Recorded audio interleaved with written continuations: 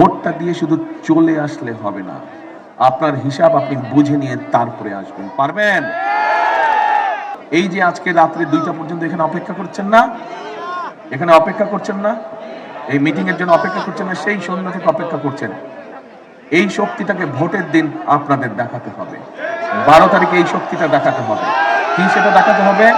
একদম যারা মুসলমান আছেন তাহাজ্জুদের সময় উঠবেন, নামাজ পড়বেন, নামাজ পড়ে ফজরের নামাজ করবেন, যার যার স্ব স্ব ভোট সেন্টার আছে সেই ভোট সেন্টারের সামনে গিয়ে ফজরের জামাত করবেন, জামাত করে লাইনে দাঁড়িয়ে যাবেন। যারা মুসলমান নন এরকম ভাই বোন যারা আছেন, আপনারা ভোরবেলায় আমাদের এই ভাই বোনদের সাথে, মুসলমান ভাই বোনদের সাথে চলে যাবেন। কারণ কেন আমি কথাটা বললাম, বিগত 15-16 বছর দেশের মানুষ দেখেছে নির্বাচনের নামে আমি যাবি নির্বাচন হয়েছে, নিশিরাতের নির্বাচন হয়েছে না?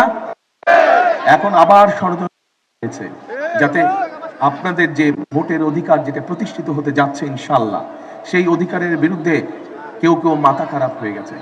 তারা দেখেছে যেভাবে আপনারা জড়ো হচ্ছেন বিএনপি মিটিংয়ে, যেভাবে দেশের মানুষ প্রস্তুতি গ্রহণ করছে ধানের শীষকে ভোট দেওয়ার জন্য, অনেকের মাথা খারাপ হয়ে গেছে এবং তারা বিভিন্ন রকম ষড়যন্ত্রের আশ্রয় নিচ্ছে। কাজেই আপনাদেরকে 12 তারিখে যেমন সকাল সকাল যেতে হবে, ভোরবেলায় যেতে হবে, একইভাবে ভোটটা দিয়ে শুধু চলে আসলে হবে না, আপনার হিসাব আপনি বুঝে নিয়ে তারপরে আসবেন। পারবেন? নায়াসিনামাইড ও স্যালিসাইলিক সমৃদ্ধ লিলি ফেস ওয়াশ, যা ফেসের ডেড স্কিন সেল দূর করে দেয় দ্বিগুণ ফাস্টার ব্রাইটেনিং। আপনি যদি একদিন একটু পরিশ্রম করেন, ইনশাল্লাহ আগামী 5 বছর আমার যে পরিকল্পনার কথাগুলো আপনাদের সামনে তুলে ধরলাম, আমরা পর্যায়ক্রমিকভাবে এই পরিকল্পনাগুলো বাস্তবায়ন করব। কারণ আমরা যত যাই বলি এই বাংলাদেশই হচ্ছে আমাদের প্রথম ঠিকানা, এই বাংলাদেশই হচ্ছে আমাদের শেষ ঠিকানা। যেহেতু এই বাংলাদেশে আমাদের প্রথম ঠিকানা, এই বাংলাদেশে আমাদের শেষ ঠিকানা, সেই জন্য এই দেশটাকে সুন্দরভাবে গুছিয়ে তুলতে হবে, সুন্দরভাবে এই দেশটিকে আমাদের সাজাতে হবে।